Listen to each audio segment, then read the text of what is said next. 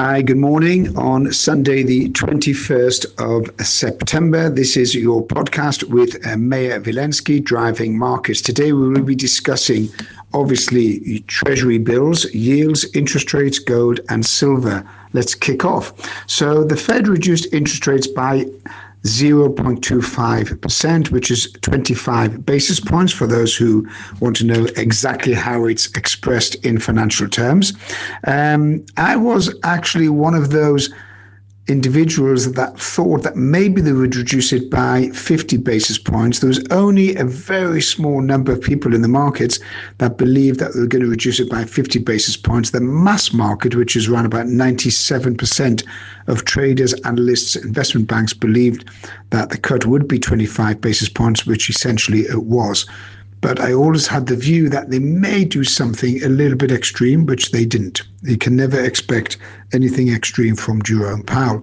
So markets had priced in 25 basis points, but yet the markets continue moving up. Why is that? Because the Fed stated clearly that they're going to be reducing interest rates another 2 times in 2025.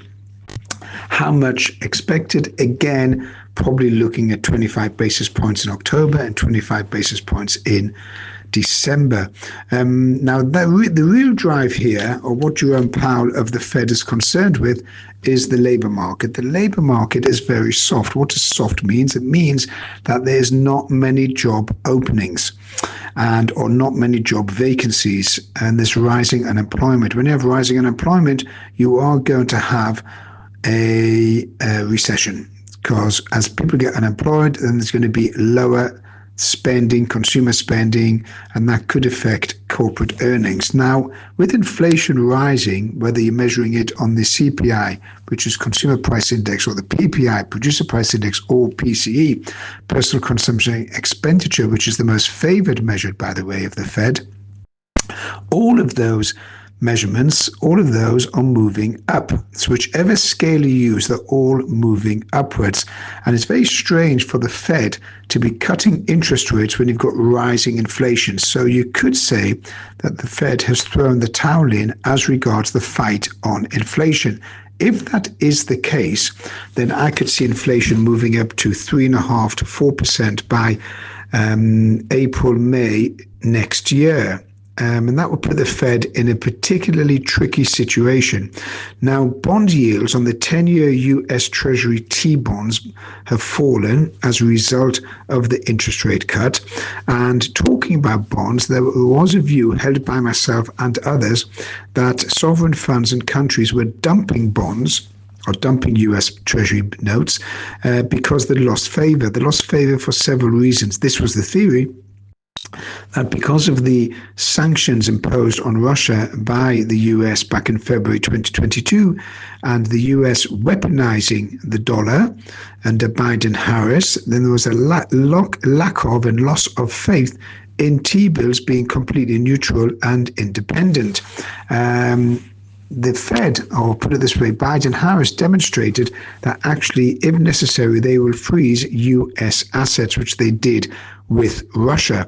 And that sent a shockwave around financial markets and bondholders thinking, well, hold on, if we're holding all of these treasury notes and the US decides one day to freeze our accounts, then they could freeze all our assets.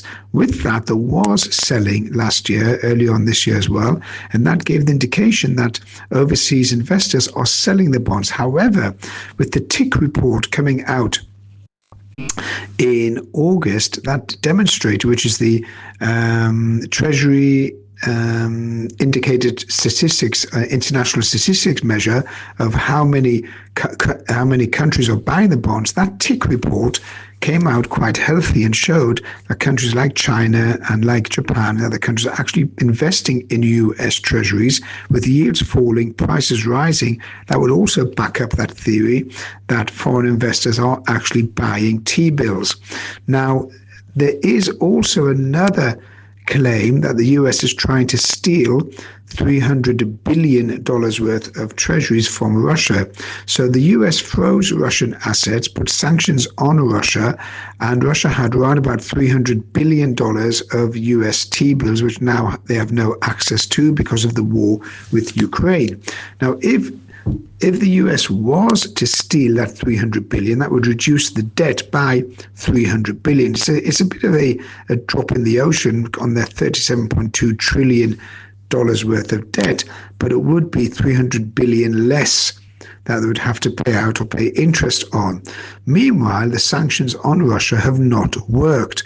If you look at Russia's economy, it's pretty strong, and they've managed to circumvent and sideline the US sanctions because the US sanctions were not global. In other words, Africa, Asia, China, South America did not comply with the US when it came to sanctioning Russia. So not only is the ruble strong, but the Russian economy is also strong, and as a result, they are not bothered by the sanctions imposed upon them by the United States.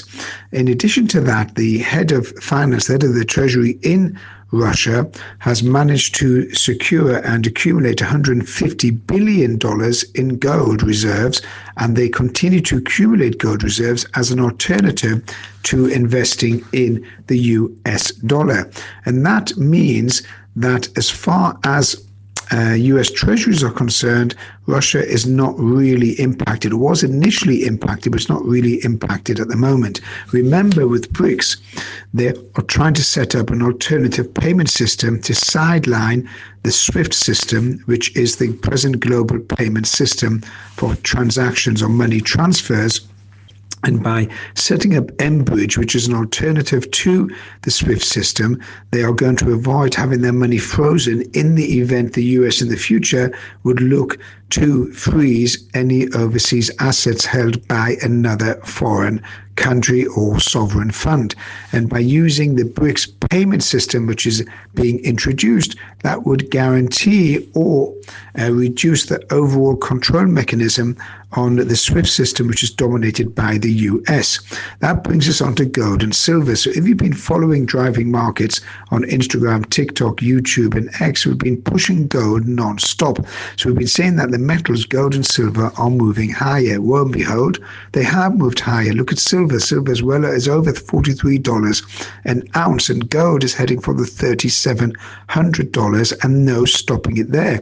So I still see gold and silver continuing to move higher, mainly due to fiscal stress, monetary stress, and the fact that the pound, the yen, the dollar, the euro will all lose their real value going forward. You can all catch this.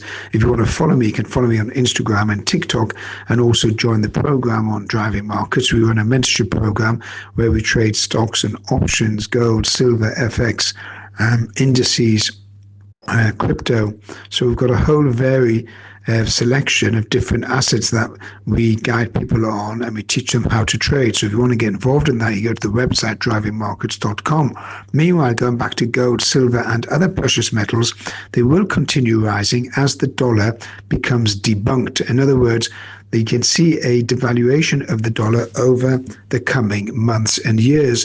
And that's intentional by the US government, not so intentional by the Fed. The Fed's tried to protect the US dollar, but has not been successful in doing it.